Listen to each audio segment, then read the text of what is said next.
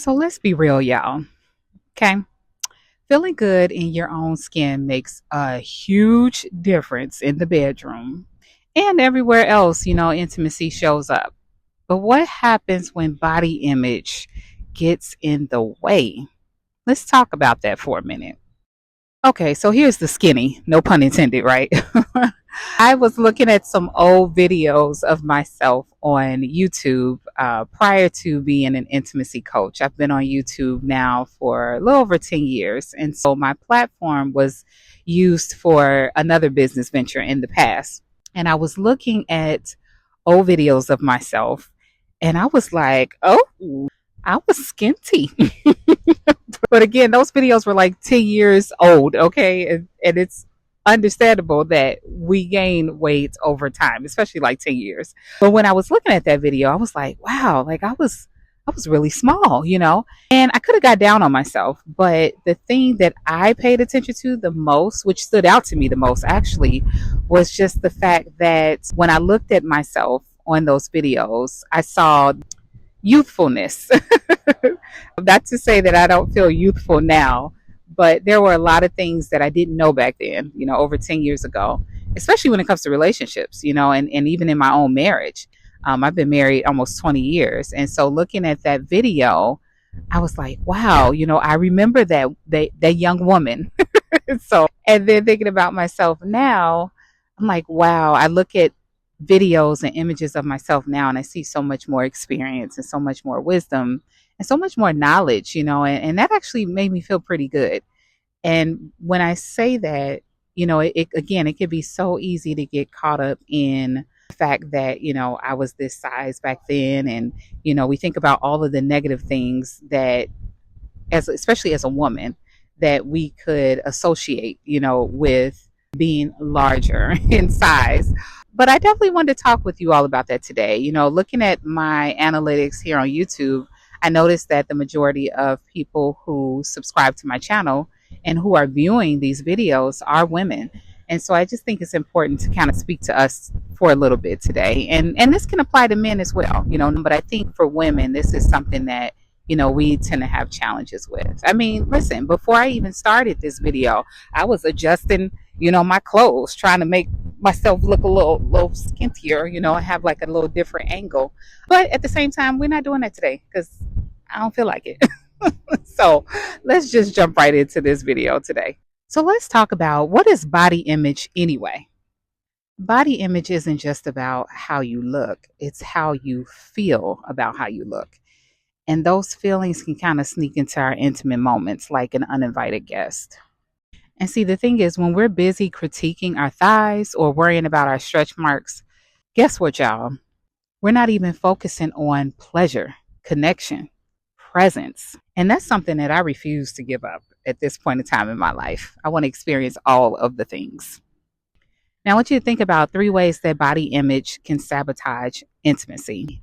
So, for instance, number 1, it's a confidence blocker. Low body confidence can lead to hiding during sex and avoiding the lights or even skipping intimacy altogether. If we're honest, we might have all kind of done that at one point in time occasionally, where we're like, don't look at me too long over here, or, kind of dim the lights a little bit because I think I have a different type of glow, or I have a better angle, when it's not as light and you can't see as much. We're all guilty of it at some point. But think about how much that infiltrates an intimate moment, like it disrupts it, and it doesn't allow you to just be free and to be present. And I don't know about you, but I want to be 1,000% present during sex. It's enjoyable, it's connectedness, it's spiritual.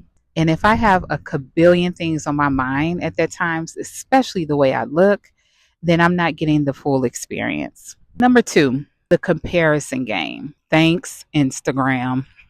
Comparing ourselves to filtered bodies can make us feel like we're not hot enough for intimacy. Now, I don't know about y'all again, but I ain't trying to hear it. I'm trying to feel like I am the best thing popping when I am in my experiences of intimacy. Now, number 3, the distraction trap.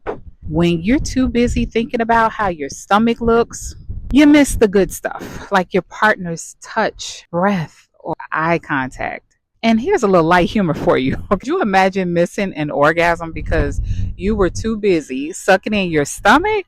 Oh, honey, girl, let that belly go. Okay, so what do? Here are 4 body positive intimacy hacks you can start tonight. Number 1, talk to yourself like someone you love. For instance, try this. Look in the mirror and say you're allowed to be loved and touched just like this. I don't know about you all, but that just made me get goosebumps all over just thinking about it. And number 2, focus on sensation, not appearance. Shift your attention from how do I look to how does this feel? Pleasure lives in your body, not your brain. And number 3, set the mood for comfort, lighting, music, soft sheets. Intimacy isn't a photo shoot, you guys, it's a vibe. Number 4, communicate your needs. Tell your partner what helps you feel safe, sexy, and seen. That conversation can be a turn on all by itself. Now, listen up. Real talk. You're not alone. Most of us have had body image struggles. It doesn't mean that you're broken, it just means that you're human. Now, a few things that I've heard from previous clients is I used to hide under the covers. Now I leave the lights on. That's a win. When I stopped apologizing for my body, sex got better. Another win.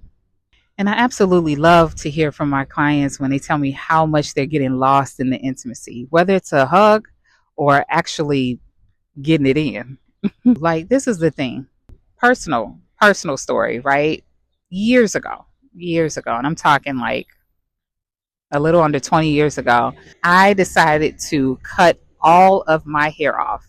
No, I was not going through an early midlife crisis. I had just become a new mother. So what comes with that, and I think a lot of women can relate, is just needing change sometimes, needing something different. And my hair had been long like my entire life since I was a little girl. And this particular time I was looking at, images of, Toni Braxton and Halle Berry and Melinda Williams and Nia Long. And I was like, yeah, I'm going short like that. So you can imagine hair being like pretty much mid back to now wanting to cut it all off. At the time, my husband and I were newly married, and he had known me since high school.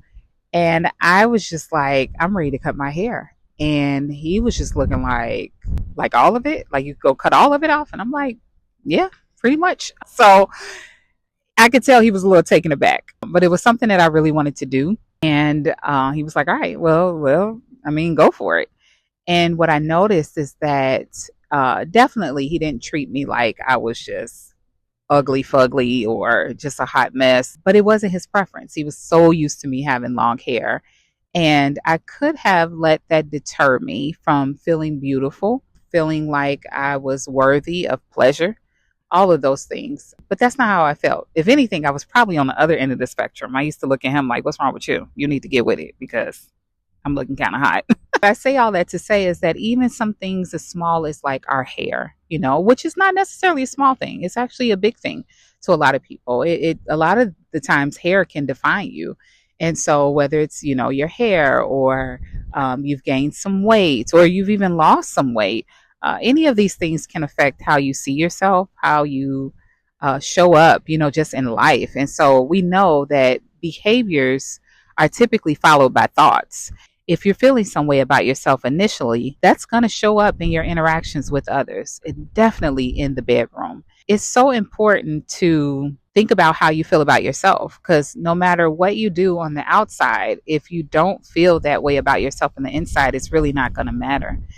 And the thing is this too, ladies, and I'm just going to be honest, I work with a lot of men in this intimate space, and one thing that they really enjoy is their woman's body more than a lot of women think. And they love what a woman's body feels like. And they love that it's a little softer, than theirs. And they love, being able to hold you and caress you. And they feel like they're holding and caressing a woman. It's so funny how we see ourselves when a lot of times they don't even see us that way.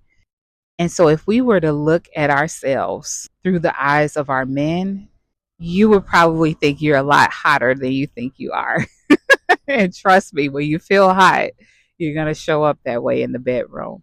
I want you to think about where your body confidence lies. Are you at that point where you're like, Angie, I'm sorry. I can't even look at myself in the mirror. How am I supposed to feel comfortable, during sex? Well, start small, and when I say start small, don't just jump in front of the mirror, naked or even in a bathing suit or your underwear and think that you're going to immediately embrace yourself. What I want you to do is start thinking about the parts of you on the outside that you actually think is pretty sexy. And kind of play that up a little bit. So if you know that you have, muscular arms or you have a well-defined back, maybe you have some really, really killer legs, with beautiful calf muscles. If you do have a little bit of a flatter tummy, whatever the case may be, I want you to really kind of bask in that. What if you have really nice boobs? Like, again, I'm not trying to tell you to walk around naked, but I'm trying to get you to understand what are the things about yourself that is actually pretty sexy. And when you think about those things, think about how you light up in the inside. Like when you think about it, you're like, I do look kind of good, in that area. I want you to stay in that mindset more often than not. Let that start to transfer over into other areas. Start playing around with clothing too that brings out some of your best features. And if you do want to maybe lose weight or gain weight, yes, there are things that you can do, for that. But let's start with just being happy and thankful for what our bodies do for us every day. It works nonstop every single day, and it doesn't give out on us. No matter what we say about it or how we treat it, it just keeps going. The blood keeps flowing, our hearts keep pumping, we're breathing. So many phenomenal and amazing things that your body does for you without asking for anything in return. And so think about your body in the sense of when you go to the doctor, you get your vitals checked. If your doctor tells you that your heart rate is normal, that's something to get excited about. If your doctor says to you, you have normal cholesterol or normal blood pressure, that is something to truly be excited about. If your doctor tells you that all of your blood work came back free and clear, no major issues, get excited about that. Get excited about what's going on inside because no matter what you do with this shell on the outside, it really doesn't matter unless you're healthy in the inside. So, with that being said, baby steps. Baby steps. Start really appreciating the things about yourself that are beautiful and amazing. And also look at yourself as all of the years that your body has continued to show up for you, even when you didn't show up for yourself. And allow that to start showing up in your bedroom. I'm Angie D. Lee, your intimacy guru, baby.